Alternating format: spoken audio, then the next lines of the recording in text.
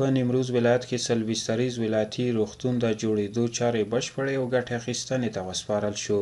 نیمروز ولایت کې د شیخ عبدالله بن محمد بن علي آل ثاني په نوم سلویستریز ولایتي روغتون د اسلامي امارت لوړ پوړو چارواکو په حضور کې ګټې اخیستنې ته وسپارل شو. په همدې اړه په جوړو شوو مراسمو کې ویناوالو د وروستیو پرمختګونو ولسونو ته د لا ښه معیاري خدمتونو په وړاندې کولو او د خلکو د ستونزو پر حل خبرې وکړې. د عامې روغتیا سرپرست وزیر دغه غونډې ته په وینا کې وویل د عامې روغتیا وزارت ژمن دی چې ولایتي روغتونونه په معیاري ډول جوړ او په لازمو امکاناتو یې سمبال کړي. نن په نیمروز ولایت کې د یو معیاري روغتون د تعمیر پرانسته کېږي د هغې شاهدان دا ډېر د خوشحالۍ ځای دی او دغه روغتون به انشاءالله زموږ ستاسو د روغتیایي ستونزو ډېرو ستونزو ته جواب ویونکی وي.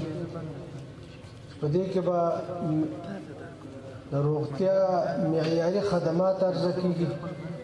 زموږ ستاسو هیوادوال هغه به د لرو منزلو نه د مزلونو نه خلاص شي. د نیمروز والی شیخ محمد قاسم خالد د دغه روغتون پرانیستل د نیمروز اوسیدونکو لپاره یو ښه زیری وباله. خوشبختانه امروز ما شاهد افتتاح پروژه شفاخانه 100 بستری ولایت نیمروز هستیم. 30% کارش در دوران جمهوریت به پیش رفته بود. پول تقریبا 80% از بودجه دولت کشیده بودند، اما امو خائنین وقت و خصوصا شرکت قراردادی آلی هم در ترکیه زندگی میکنه و از پول بیت المال از پول مردم خیانت که کردن از او استفاده میکنه.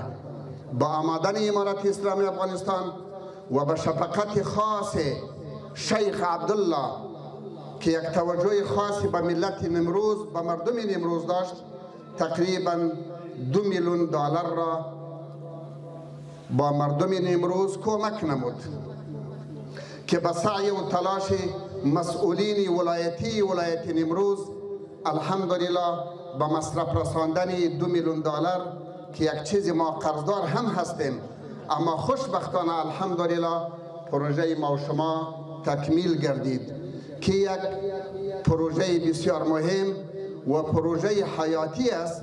د نیمروز والی همدارنګه د عامې روغتیا له سرپرست وزیر څخه د دې سلویستریز روغتون د ارتقا ترڅنګ د طبي وسایلو او درملو په برخه کې د ځانګړې پاملرنې غوښتنه وکړه.